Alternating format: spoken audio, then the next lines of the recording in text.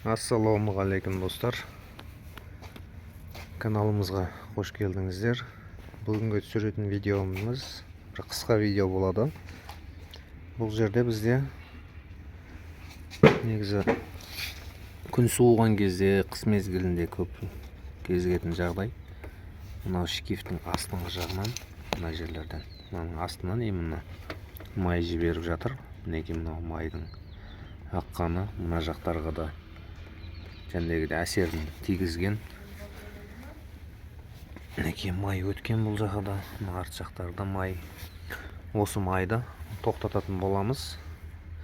Ол үшін бізге мына жердегі коленвал сальникті ауыстыруымыз керек.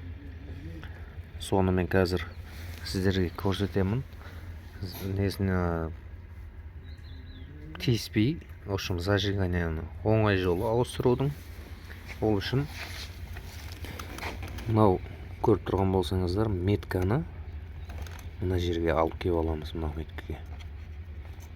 Бұл меткасы зажиганияның. Осы жерге алып келіп аламыз. Сосын мынау воздушный фильтрді шешеміз. Қазір соны шешіп алайын мен. Бұны қазір меткіге алып келу үшін ар жақтан, егер көмекші жоқ болатын болса, машинені екінші скоросқа саламыз алдыменен.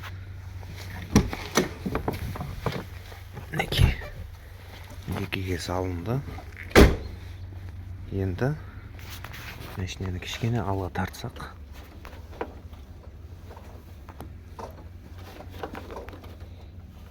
айналып жатыр. Қазір ровно меткіге келді.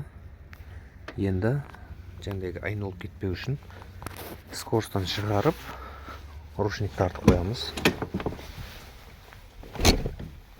Ручник тартылды, скоростан шықты.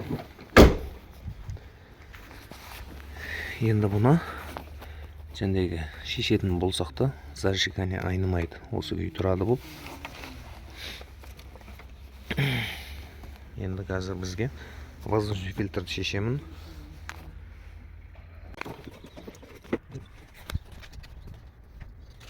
Енді мынау ортадағы шкифті шешеміз бірінші алдыменен. Бұл 17 ключпен шешіледі. Неге бұны қойып, сілте бұру керек бұны. Сілте бұрса шешіледі бұл. Меткі кішкене ғана айнады. Бұны қазір орнына келтіре саламыз.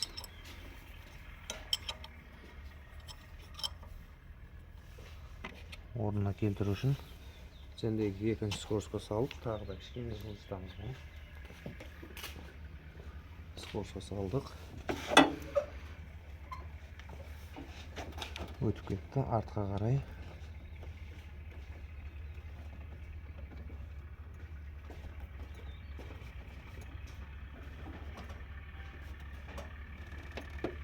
Вот міне қазір меткіге келді бұл. Енді скоростан шығарамыз.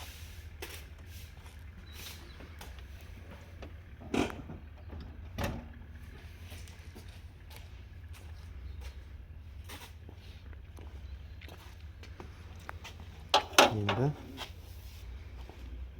рульді солға қарай бұрамыз. Мінекей рульді солға қарай бұрдық. Мына защитаны ашуымыз керек. Жәндегі нәтижесіздікті кішкене көтеріп қоймасақ, ремень шықпайды. Сол себепті босататын боламыз. Мінекей мынау 10 ключ екен.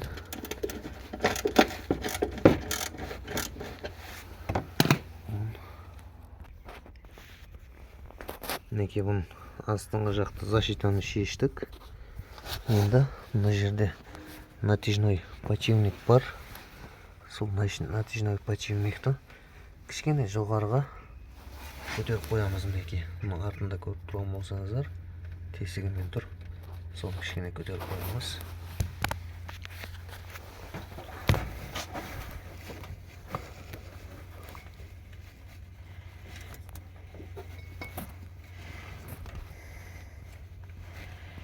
Мінекей достар, бұны осылай көтеріп қойдық. Шкифті мінекей көрініп тұрған болса, натяжнойды көтеріп қойдық. Енді бізде қазір ременіміз мінекей босады. Бос болып тұр. Мына шкифті шешеміз. Зажигание ешқандай айнаған жоқ. Шкифті аккуратно шешіп аламыз.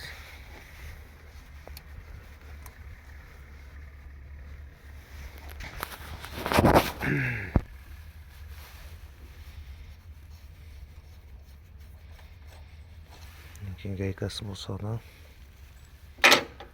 Болды. Енді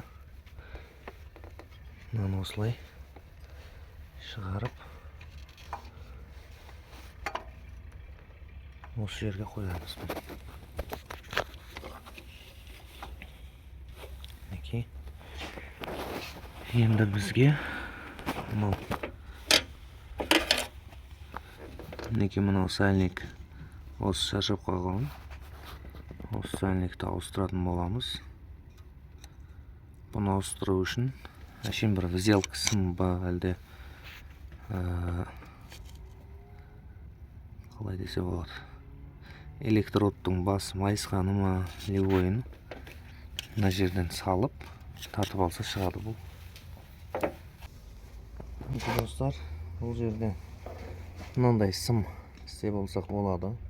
Пружинадан ба.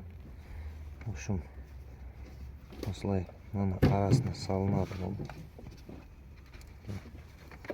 Өстіп салып, арасына тығып, мынаны тартсақ, сәлік мінекей шықты. Мына несі шеті қатып қалған уже бұл. Қатқаннан кейін май жіберетін болады.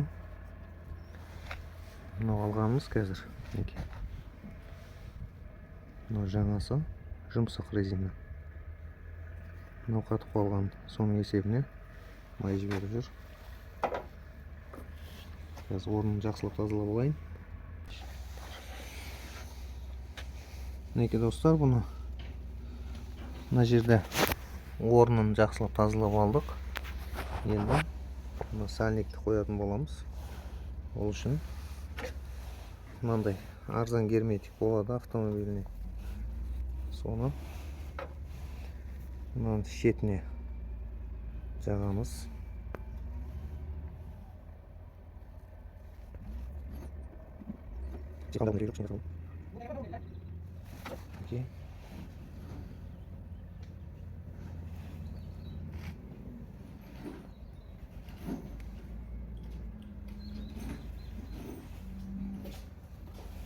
Осылай енді орнына кигіземіз.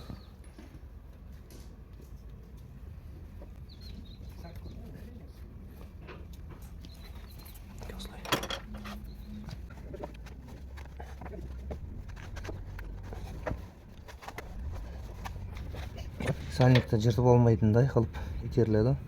Бас мынандай жалпақ болу керек. Сол кезде сальникті жыртпайды. Мінекей орнына салдық. Енді мына герметигін өтіп әдемілеп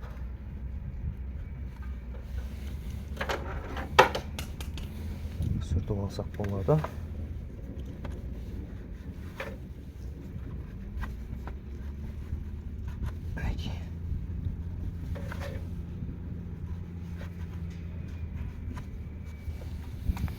Осылай қойылады сальник.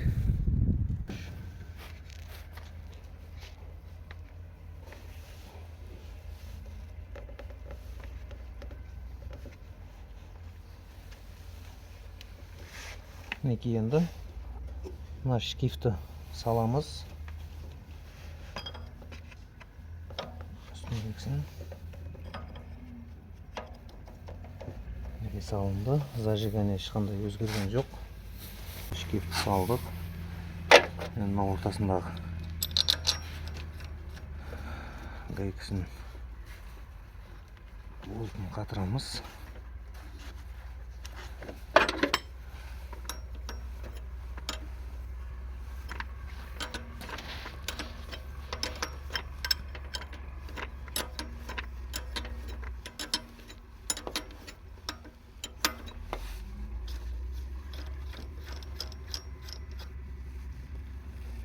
мінекей. Енді ременділеміз. Бірінші оң жағынан бастап білеміз. Мінекей осылай. Бұл жерде ешқандай зажигание өзгерген жоқ. Өйткені холостойда тұрған бұл.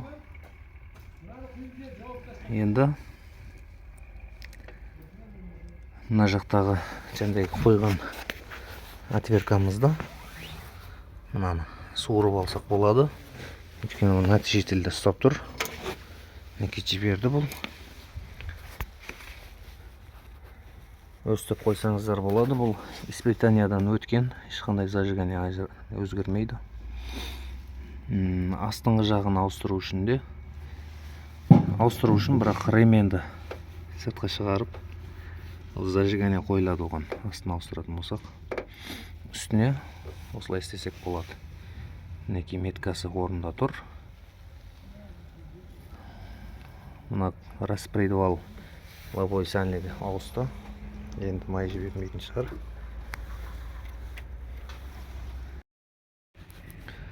Мінекей достар, бәрін жинап болдық. Шкив зажиганиясы бәрі орнында. Астыңғы жақтарын да жаптық. Енді мінекей бір оталдырып көреміз, зажигания қалай айныған, айнымаған. Bir қосып көрші мәшінен.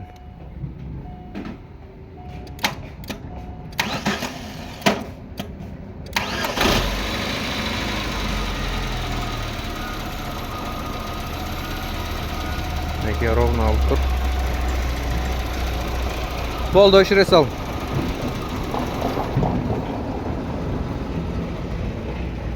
Мінекей достар, осылай үй жағдайында сәндегі лобовой сальникті ауыстырып алуға болады. Ешқандай оның қиын жері жоқ. Бізбен болғандарыңыз үшін рахмет. Каналға жазылып, лайк басып, тіркелуді ұмытпаңыздар. Сау саламат болыңыздар.